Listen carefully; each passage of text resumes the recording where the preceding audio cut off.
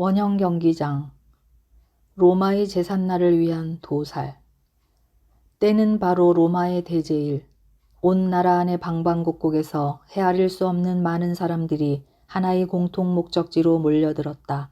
캬피트레인 언덕을 넘어서 공회소를 통과하고 평화의 신전, 테스트의 문, 그리고 로마 제국의 궁전을 지나서 목적지 원형 경기장에 이르른 그들은 벌집 같은 출입구로 밀려 들어갔다. 거기에는 놀라지 않을 수 없는 광경이 전개되고 있었다. 눈 아래는 광대한 경기장이 펼쳐져 있고 헤아릴래야 헤아릴 수 없는 좌석의 열은 빽빽히 둘러싸여서 주위의 100피트 이상이나 되는 높은 뒷벽 위까지 뻗치고 있었다. 얼핏 보아도 여러 층의 인간으로 꽉 차 있었다. 음산하고 난폭한 얼굴들의 긴 행렬, 그것이 까마득한 높이에까지 겹쳐 쌓여서 그 거대한 인간의 집단이 만들어내고 있는 스펙터클은 다른 어떤 것도 견줄 수 없었다. 그리고 다른 어떤 종류의 구경거리보다도 훨씬 보는 사람들의 혼을 전율시켰다. 7만 이상의 인간이 하나의 공통의 감정에 쫓기고 단 하나의 열정에 자극되어 모여든 것이다. 그들을 여기에 끌어들인 것은 오직 피해의 굶주림이었다. 자랑스러운 고대 로마 문명의 기록에서 이 로마 최대의 구경거리보다도 더욱 비극적인 것은 세계 어디서나 찾아볼 수 없으리라. 여기에는 이전에 외국에서 싸워 용기 있는 행위가 무엇인가를 잘 알고 있는 많은 싸움을 겪은 기사들도 있었다. 그러나 그들은 지금 행해지고 있는 이 비겁하기 짝이 없는 박해의 장면을 보고도 아무런 분노조차 느끼지 않았다. 여기에는 물론 유서 깊은 집안의 귀족들도 있었다. 그러나 그들도 이 짐승과 같은 광경 속에 그들 나라의 명예를 더럽히는 일은 조금도 없다고 여기고 있었다. 철학자 승려 귀천을 막론하고 각계각층의 인간이 이 자리를 꽉 메웠다. 귀족도 평민도 질세라 뒤질세라 앞을 다투어 박수갈채를 보냈다. 로마인의 마음이 나라를 통틀어 잔혹한 짐승과 같은 압정에게로 받쳐져 버렸으니 과연 로마에 어떠한 희망이 남아있으랴. 원형 경기장의 가장 좋은 장소에 유별나게 높이 마련된 자리에는 황제 데시우스가 앉아있고 그 가까이에는 로마인이라도 나라의 요직에 있는 벼슬아치들이 둘러앉아 있었다. 그 중에는 근위 장교들의 한 무리가 있어서 그네들의 광경이 여러 가지 점에서 현인인 것처럼 한 비평을 내리고 있었다. 큰 소리로 웃고 의기양양해하며 그리고 눈부신 복장은 주위에 있는 사람들로부터 많은 눈길을 끌었다. 몇 가지 예비적인 구경거리가 끝나고 막 시합이 시작된 참이었다. 여러 쌍의 격투 시합이 행해지고 선수들의 용기와 기술에 의해서 제 나름대로의 흥미를 자아냈다. 이 격투 시합은 관객의 식욕을 보다 예민하게 자극하는 향신료 역할을 하고 있었으며 이후 계속되는 순서에 더욱 흥분시켜줄 기대를 갖게 하는데 효과를 노리고 있었다. 한 사나이가 특별히 모든 관객들로부터 주목과 갈채를 받으며 들어왔다. 그는 모리타니아에서 온 아프리카인으로 뛰어난 힘과 체격을 가지고 있었다. 그의 검술도 뒤지지 않고 뛰어나 있었다.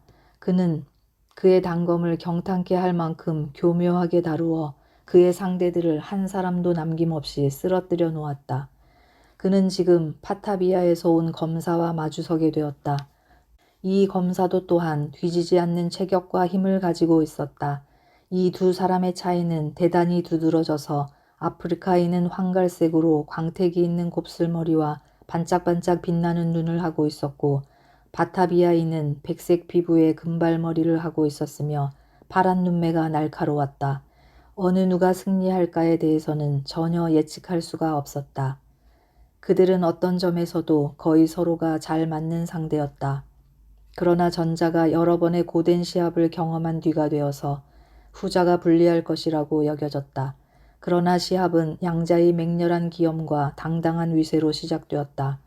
바타비아인은 몇 차례 무시무시한 공격을 가했지만 그것을 용케도 받아 피했다. 아프리카인은 재빠르며 그리고 분노에 불타고 있었지만 그는 주의 깊은 대적의 냉정하고 주도 면밀한 방위 앞에는 어떻게 할 도리가 없었다. 마침내 신호와 함께 시합은 중지되고 두 사람은 끌려나갔다. 그렇다고 해서 동정이나 존경 때문은 아니고 로마인의 군중을 만족시키기 위해서는 이렇게 하는 것이 제일 좋기 때문이었다. 두 사람이 또 뒤에 싸운다는 것은 모두 알고 있는 일이었다. 이번에는 많은 사람들이 경기장에 몰려들어왔다. 그들도 역시 단검으로 무장하고 있었다. 곧 싸움은 시작되었는데 이것은 양편으로 편을 짠 싸움이 아니고 뒤섞인 채로의 싸움이었다. 즉 한 사람 한 사람이 가까이에 있는 사람을 닥치는 대로 찔러 죽이는 싸움이었다. 이와 같은 경우에는 더욱 많은 피가 흘려지고 따라서 더욱 흥분을 불러일으켰다. 그리고 예외 없이 언제나 아주 짧은 시간에 많은 사람이 죽었다.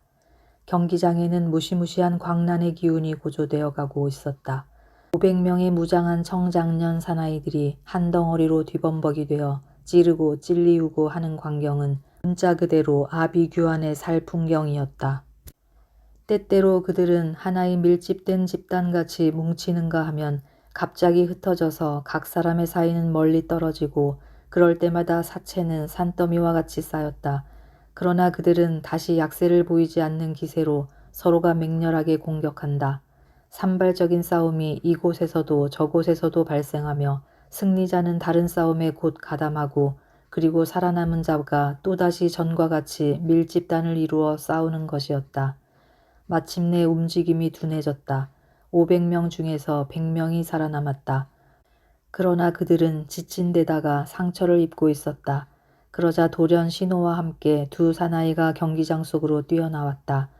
그리고 이 상처 입은 검사들의 집단 반대측으로부터 뛰어들었다. 그들은 그 아프리카인과 바타비아인이었다. 마침 휴식을 취한 뒤가 되어서 기력이 넘쳐 흐르고 있었다. 그들은 눈앞에 피곤해 지친 사람들을 향해서 돌진해 갔다. 상처 입은 검사들은 이미 단결할 수 있는 기력도 정할 수 있는 체력도 잃고 있었다. 그것은 바로 도살이었다. 이 두 거인은 좌우로 용서 없이 마구 찔러 죽이고 결국에는 그들 두 사람만이 경기장에 남게 되었다. 무수한 대군중의 갈채가 그들의 귀를 울렸다. 그들 두 사람은 재차 서로 공격을 시작했다. 그래서 상처 입고 죽은 검사들의 시체가 치워지고 있는 사이에도 관객의 주의를 끌었다. 싸움은 전과 다름없이 맹렬했고 또한 아주 똑같은 경위를 되풀이했다. 아프리카인은 민첩하고 바타비아인은 침착했다. 그러나 드디어 전자는 필사적인 일격을 가했다. 바타비아인은 이를 피하면서 번갯불과도 같은 속도로 반격을 가했다. 아프리카인은 뛰어내리면서 검으로 막았다. 그러나 때는 이미 늦었다. 상대의 칼은 그의 왼팔을 꿰뚫고 있었다. 그가 쓰러지자 동시에 환성이 수천 수만의 인간들 사이에서 터져나왔다. 그러나 이것이 최후의 것은 아니다. 왜냐하면 승리자가 그가 쓰러뜨린 상대 위를 다리를 벌리고 섰을 때 심판관이 뛰어와서 그를 끌고 나갔다. 로마인들도 상처 입은 아프리카인도 그것이 동정 따위가 아니라는 것쯤은 잘 알고 있었다. 그는 다만 다음에 올 그리고 죽음이란 아주 명확한 결말을 위해서 취해진 잠정적인 조치인 것뿐이다. 저 바타비아인은 훌륭한 검사군 마세라스. 젊은 근위병 장교가 동료인 마세라스에게 말을 걸었다. 정말 그렇군 루세라스. 그는 대답했다. 나도 지금까지 저렇게 훌륭한 검사를 본 적이 없다고 생각했네. 두 사람 모두 보통 솜씨는 훨씬 뛰어나게 강하군. 그렇지만 저 속에는 두 사람보다도 강한 자가 얼마든지 있다지 뭐야. 그래? 뭐라는 이름인데? 검사 매사. 내가 본 자 중에는 가장 강하지. 이름은 듣고 있다. 오늘 나올까? 그렇다는데. 이 짧은 대화는 우렁차게 으르렁대는 소리에 의해서 중단되었다. 그 소리는 야수를 가두어 두고 있는 동물 사육장 속에서 들려왔다. 그야말로 무시무시한 울부짖음이었다. 야수가 극도로 굶주려서 성나 있을 때에 내뿜는 울부짖음이었던 것이다. 이윽고 철장이 열리고 한 마리의 범이 경기장의 모습을 나타냈다. 이 범은 아프리카 산으로 2, 3일 전에 끌려왔었다.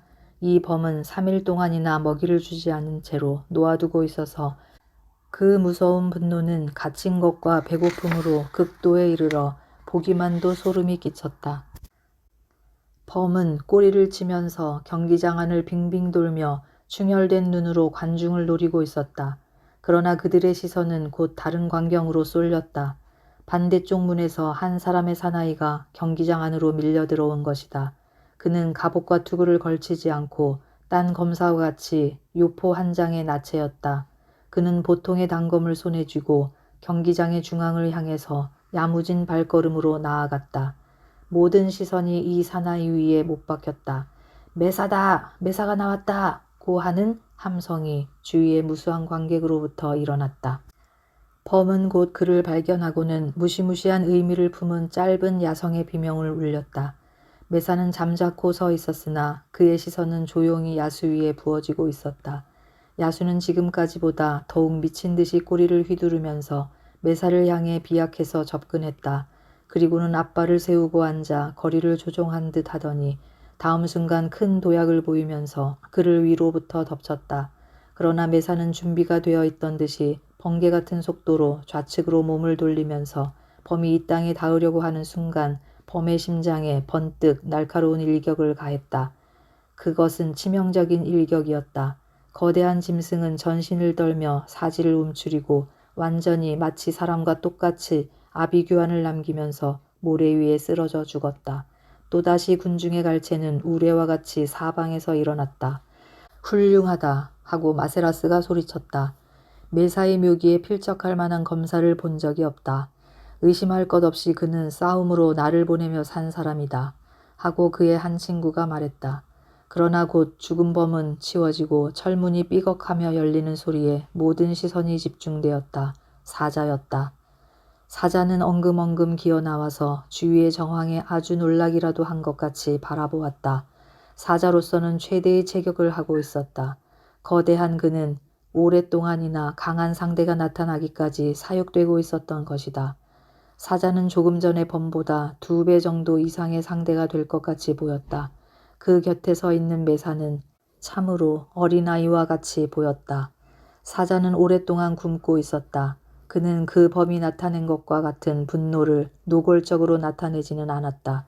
그는 경기장을 한번 가로지르더니 획 한 바퀴 빠른 걸음으로 돌며 도망칠 곳이라도 찾고 있는 것 같았다. 마침내 어디나 잠겨 있어서 도망할 수 없다는 것을 알아차리고 한가운데로 되돌아와서 머리를 땅바닥 가까이 대고는 한번 으르렁댔다. 그 소리는 힘차고 크고 길어서 무겁고도 큰 경기장에 깔린 돌들마저 전율케 했다. 매사는 서 있는 채로 움직이지 않았다. 그는 얼굴색 하나 변하지 않고 머리를 들더니 변함없는 경계의 표정으로 그의 단검을 겨누었다. 드디어 사자는 완전히 매사 쪽으로 방향을 고쳤다. 야수와 사람은 얼굴과 얼굴을 마주보며 서로 눈속을 응시했다. 인간의 시선이 차분해 있어서 그것이 야수의 분노를 부채질한 것 같아 보였다. 야수의 털은 거꾸로 섰고 꼬리는 꼿꼿이 세워서 공격 태세를 갖춘 다음 움츠린 목덜미 털을 한번 흔들고 나서는 무시무시한 도약의 준비를 위해서 앞발을 세우며 웅크렸다. 많은 군중은 최면술에 걸린 것 같이 조용했다. 지금이야말로 여기에 그들의 흥미에 알맞은 광경이 전개된 것이다. 검은 사자의 그림자가 앞으로 튀어나왔다. 그러나 또 검사의 그림자는 언제나 같은 수법으로 옆으로 뛰어 피하면서 목을 찔렀다. 그러나 이번은 그 사자의 늑골을 빗질러 칼이 그의 손에서 굴러떨어지고 말았다. 사자는 가벼운 상처를 입었지만 그것은 다만 그의 분노를 극도로 폭발시키는 데에 도움이 되었을 뿐이다. 그러나 매사는 이 위험한 순간에도 한 가닥의 냉정마저 잃고 있지 않았다. 완전한 맨손으로 그는 야수 앞에 서서 그의 공격을 기다렸다. 제3, 제4 덮쳤지만 그때마다 민첩한 검사는 살짝 몸을 돌려 피했다. 그러면서도 교묘한 몸놀림으로 마침내 그의 칼이 떨어져 있는 곳까지 이르러 그것을 손에 쥐고 말았다. 의지할 수 있는 칼로 재무장을 하고 다시 사자의 도약을 기다렸다. 사자는 또다시 전과 마찬가지로 덤벼들었지만 이번은 매사의 반격이 적중했다. 거대한 야수는 쓰러져 고통스러운 몸부림을 치고 있었다. 그러다가는 또다시 일어나서 비틀거리며 도망쳤다. 그러나 그가 처음 기어나왔던 철장까지 가서 마지막에 비명을 한 번 지르고는 쓰러져 죽었다. 메사는 끌려나가고 그 바타비아인이 또다시 나타났다. 로마인은 변화를 즐긴다. 작은 호랑이가 바타비아인을 향해 덮쳤지만 곧 살해당했다.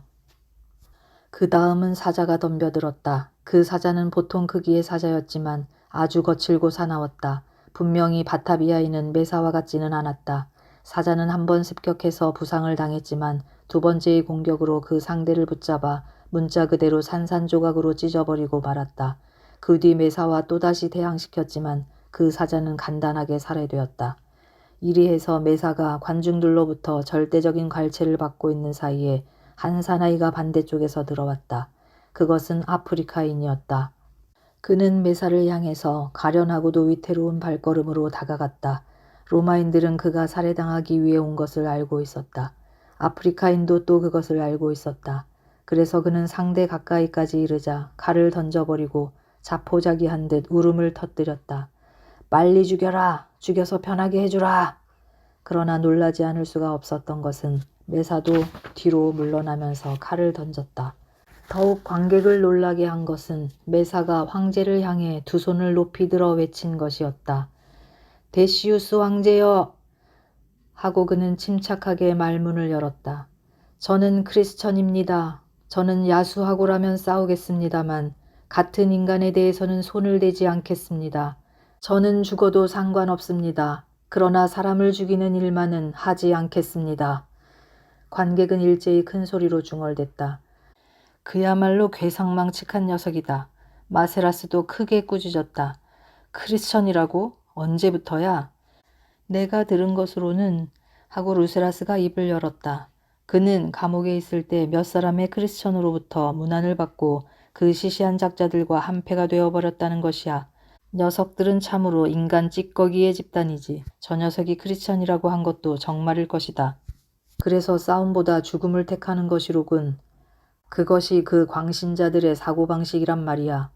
군중의 놀라움은 이윽고 분노로 변해갔다. 그들은 하찮은 한 검사가 그들을 실망시킨 데 부화가 나기 시작했다. 경기 진행관은 당황해하면서 메사의 입을 막으려고 달려들었다. 싸움은 계속되지 않으면 안 된다. 만약 메사가 싸우지 않는다면 그는 보복을 받지 않을 수 없다. 그러나 메사는 움직이지 않았다. 맨손으로 그는 그의 주먹 한 대라도 쓰러뜨릴 수가 있는 아프리카인을 향해 걸어갔다. 아프리카인의 얼굴은 악마와 같이 돌변했다. 놀라움, 기쁨, 그리고 승리의 빛이 그의 음험한 눈 속에서 번쩍였다. 그는 재빠르게 칼을 힘껏 쥐고 메사의 심장을 향해 찔렀다.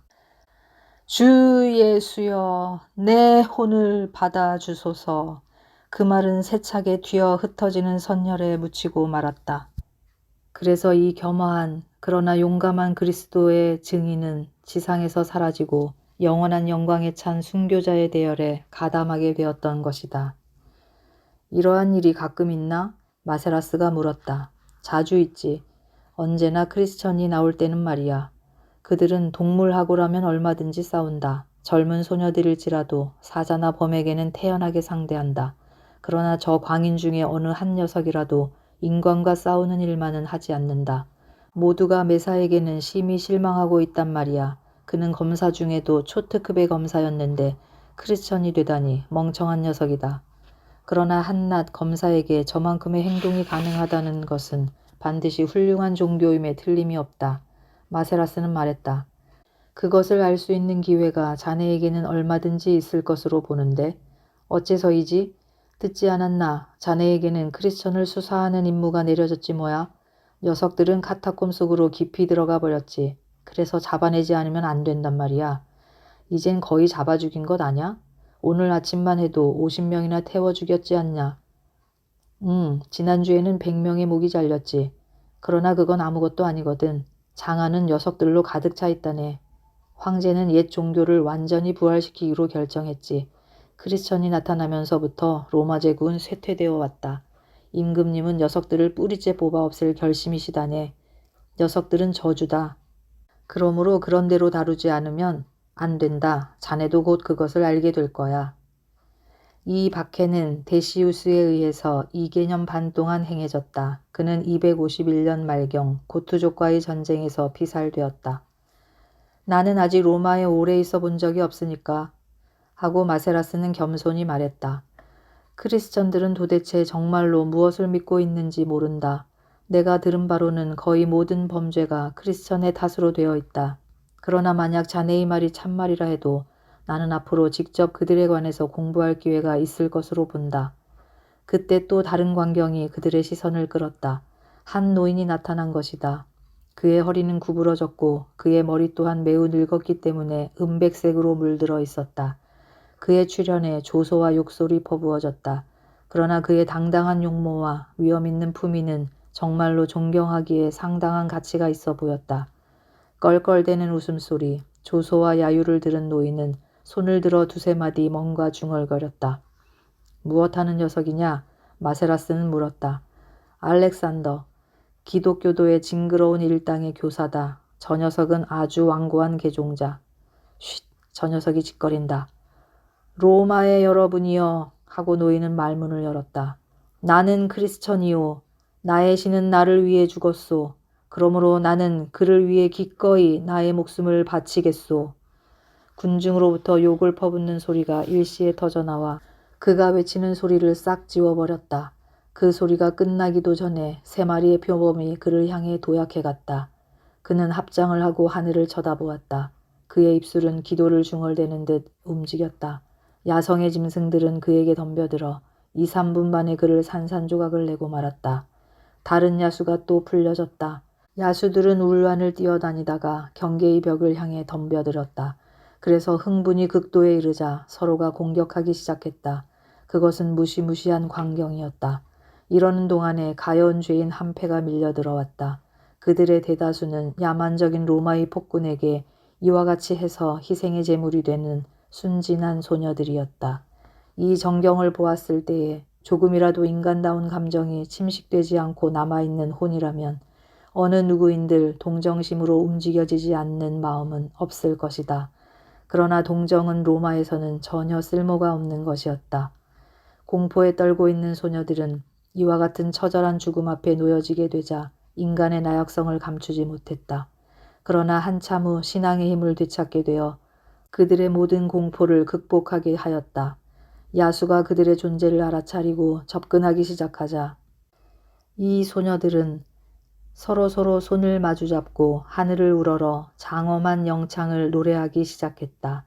또박또박 그리고 훌륭하고도 아름답게 이는 하늘 끝까지 메아리쳐 흘러갔다. 우리를 사랑하사 그의 피로 우리 죄에서 우리를 해방하시고 그 아버지 하나님을 위하여 우리를 나라와 제사장으로 삼으신 그에게 영광과 능력이 세세토록 있기를 원하노라. 아멘.